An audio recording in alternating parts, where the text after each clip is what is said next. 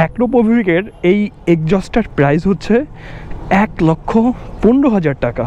Just 3টা পার্টেই 2 লাখ টাকা খরচ হয়েছে। এই বাইকটা সুন্দর লাগতেছে দূর থেকে। ওহো,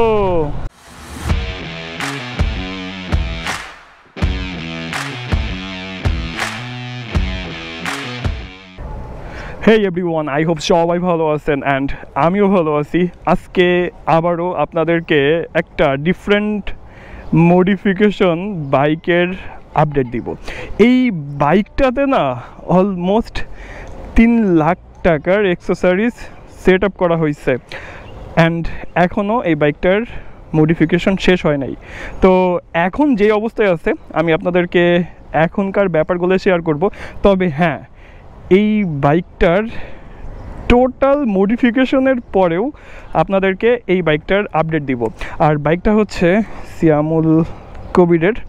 সিয়ামের যতগুলা বাইক আমি আজ পর্যন্ত দেখছি, প্রতিটা বাইক সে নেয়, সেই টাইপস মডিফিকেশন করে অ্যান্ড বাইকটাকে সাজানো গোছানোর পরে সে সেল দিয়ে আবারও একটা নতুন বাইকে শিফট হয়।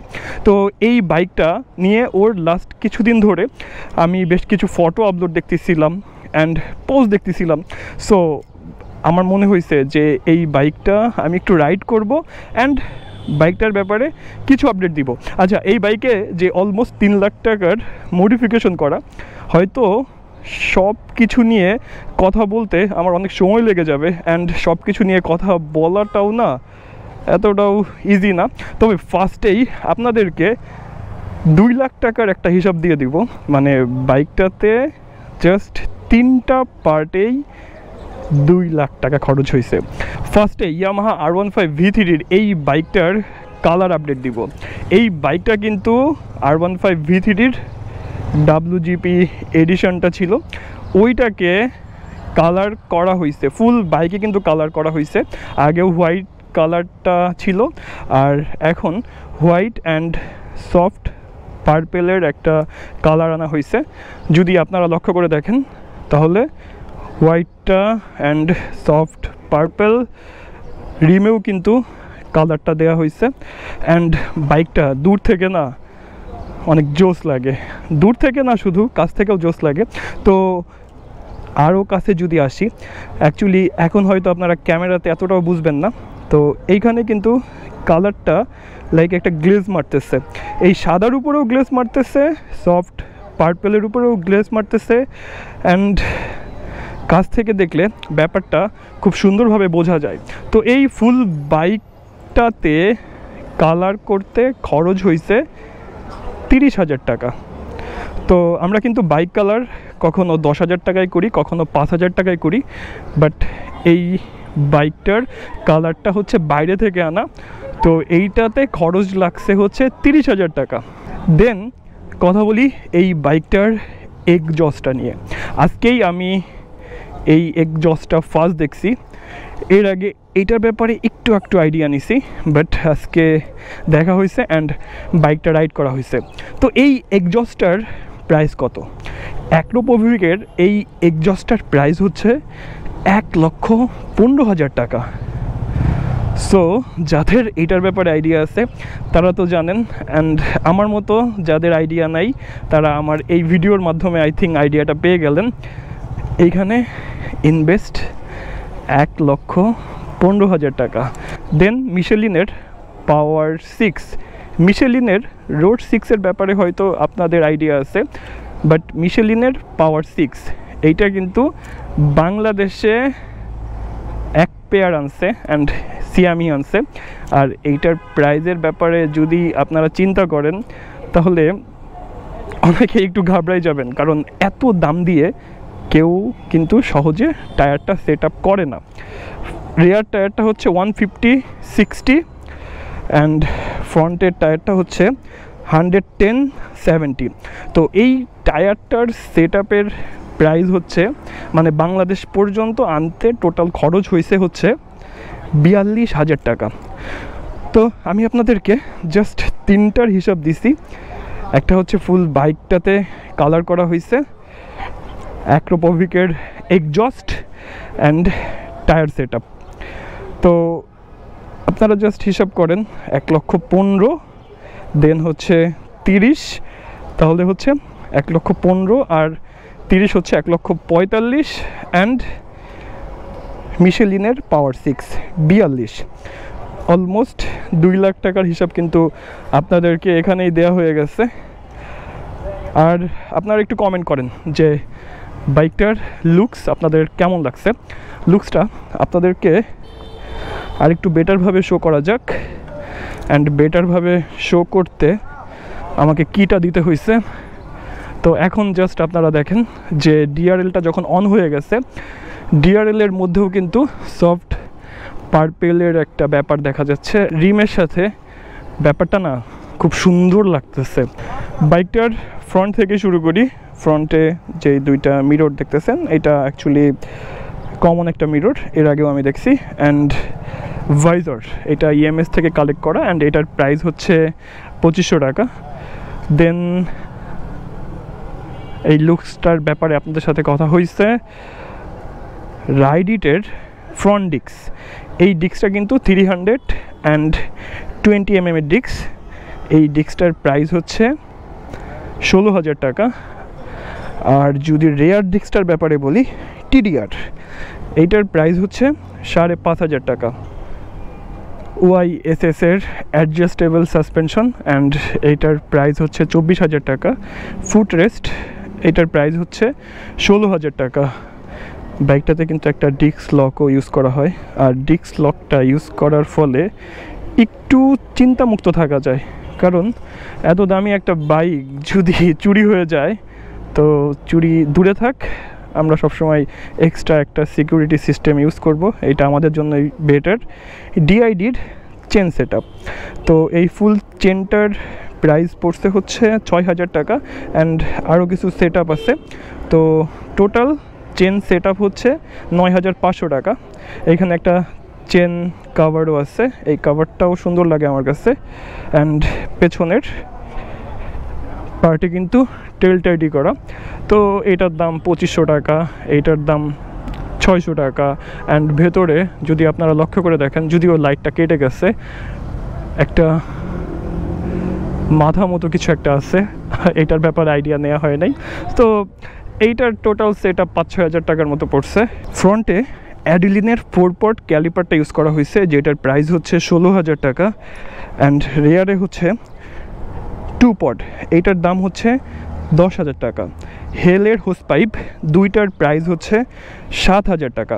আপনাদেরকে এই বাইকটার অনেক আপডেট দেওয়া হয়ে গেছে। অ্যাকচুয়ালি এতগুলো আপডেট দেওয়ার প্ল্যান ছিল না, বাট একটু একটু করে হয়তো আপডেটগুলো দেওয়ার জন্য ট্রাই করছি।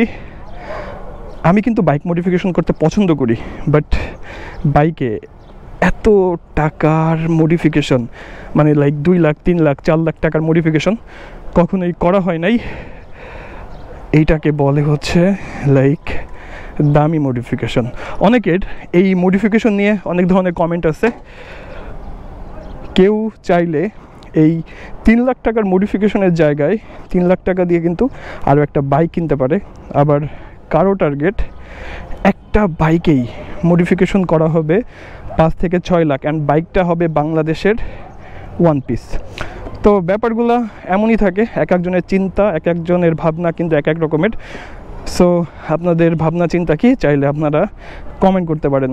বাইকটাতে ওঠার পরেই ফার্স্টে এই কন্ডম ট্যাঙ্ক, অ্যান্ড এইটার প্রাইস কখনো 3,000 কখনো 3500 টাকাতে এটা পাওয়া যায়।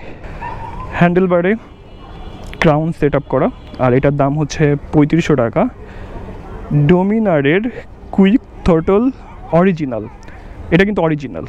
তো এইটার প্রাইস পড়ছে 9,500 টাকা।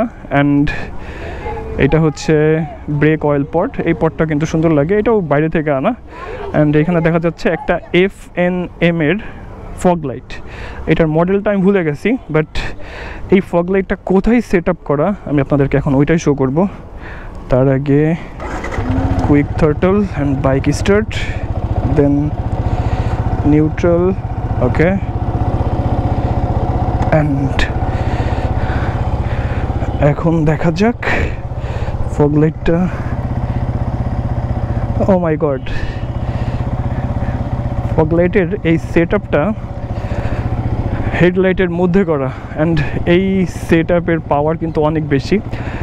এই সেট আপটার প্রাইস পড়ছে 8,500 টাকা। তো ফগ লাইটটা সেট করলে আমার মনে হয় এইভাবেই সেট করা উচিত, কারণ আমার FZX-এ কিছুদিন আগে ফগ লাইট সেট আপের জন্য আমি ছোটোখাটো একটা প্যারা খাই, অ্যান্ড ফগ লাইটটাতে কাভার ইউজ করতে হয়। বাট আপনারা যদি বাইকের হেডলাইটের মধ্যে ফগ লাইটটা সেট করেন, সেই ক্ষেত্রে আমার মনে হয় যে প্যারাটার চান্স না একদম নাই হয়ে যায়, অ্যান্ড আলোটাও পারফেক্টভাবে আসে। তো এই বাইকটাতে আরও অনেক মডিফিকেশন হয়তো সামনে আসবে। বাইকটার রিমটা চেঞ্জ করা হবে। রিমের ছবি অলরেডি আমি দেখছি, ওইখানে কিছু সেট আপ টেটআপের ব্যাপার আছে, এই জন্য রিমটা এখনও ঠিকমতো সেট করা হয় নাই। আমি আপনাদেরকে ফুল বাইকটা ফুললি মডিফিকেশন করার পরে আপনাদেরকে আবার শো করব, অ্যান্ড আবার আমার চ্যানেলে একটা ভিডিও আপলোড হবে KYT এর হ্যান্ড গ্রিপ, অ্যান্ড এই হ্যান্ড গ্রিপটার প্রাইস হচ্ছে 1500 টাকা। অ্যান্ড এখানে একটা মাস্টার সিলিন্ডার যেহেতু আছে, আচ্ছা এটার ব্যাপারে না আইডিয়া নেওয়া হয় না, এটা থাক, এটা নেক্সট ভিডিওতে আপনাদেরকে আইডিয়া দিয়ে দেবো। তবে বাইকটা স্টার্ট করার সাথেই এক্সজস্ট থেকে কিন্তু তেমন একটা লাউড শব্দ আসতেছে না। নর্মালি এক্সজস্ট থেকে সুপার লাউড একটা শব্দ হয়, বা ওইটা নিয়ে সবাই একটু ভয়তে থাকে যে এই বুঝি মামলা খাবো, এই বুঝি পুলিশ ধরবে। বাট এই বাইকটার এক্সজস্টের সাউন্ডটা না মৃদু মৃদু, অ্যান্ড শুনতে বেশ ভালো লাগতেছে। মানে বোঝা যাচ্ছে না যে বাইকটাতে এক্সজস্ট আছে কি নাই। হ্যান্ডেল বার ফুট রেস্টের জন্য এগ্রেসিভের ব্যাপারটা না আরও বেড়ে গেছে। আমার পাশে আরও একটা বাইক মডিফিকেশন করা, আর এই বাইকটা হচ্ছে সেম ইয়ামাহা R15 V3, কালারটা সিলভার, অ্যান্ড এখানেও কিন্তু বেশ কিছু ইউনিক মডিফিকেশন দেখতেছি। ভাইয়া আপনার হেলমেটের সাথে বাইকের কালার খুব সুন্দর ম্যাচ করছে, অ্যান্ড ভালো লাগতেছে ব্যাপারটা। বর্তমান না যেদিকে তাকায় ওইদিকে এই বাইক মডিফিকেশনের ব্যাপারটা দেখা যায়। বাইক মডিফিকেশন করতে আমার সবসময় অনেক ভালো লাগে, যদিও আমার FZX-এ একটু মডিফিকেশন করছি, বাট এই বাইকটা সুন্দর লাগতেছে দূর থেকে। ওহো, সাইড ইন্ডিকেটরটার জন্য আরও সুন্দর লাগতেছে, ফ্রন্টের ডিস্ক, অ্যান্ড স্পেশালি কালারটা, লুকিং গ্লাসটাও, মানে ওভারঅল বাইকটাকে সুন্দর লাগতেছে। বাইকটার ব্রেক রেসপন্স যথেষ্ট হাই, তবে পেছনের ব্রেক থেকে কেমন যেন একটা ক্যাচ ক্যাচ শব্দ আসতেছে। একটু আগে বাইকটা ওয়াশ করে আনা হয়েছে, এইটাই হয়তো রিজন। আরও একটা আপডেট দিব আপনাদেরকে। আপডেটটা হচ্ছে, যদি আপনারা বডি ইন্ডিকেটর বাইকে সেট করতে চান, সেই ক্ষেত্রে আমার মনে হয় এইভাবে সেট করাটা বেটার, কারণ এই বডি ইন্ডিকেটরগুলো সবসময় ছোট থাকে অ্যান্ড ভেতরে থাকে, সামনে থেকে কিন্তু কেউ দেখতে পারে না, জাস্ট সাইড থেকে দেখা যায়, সুন্দর লাগে। বাট এইভাবে যদি ইন্ডিকেটরটাকে একটু বের করে দেওয়া যায় বা এই প্রসেসে ব্যাপারটা করা যায়, সেই ক্ষেত্রে ইন্ডিকেটরটাও দেখা যাবে অ্যান্ড সৌন্দর্যও থাকবে, মানে আপনাকে রাইডেও একটা চিন্তা থেকে দূরে রাখবে। ঠিক আছে, সবার সাথে কথা হচ্ছে নেক্সট ভিডিওতে। সবাই ভালো থাকবেন, সুস্থ থাকবেন, টাটা বাই বাই, আল্লাহ হাফেজ।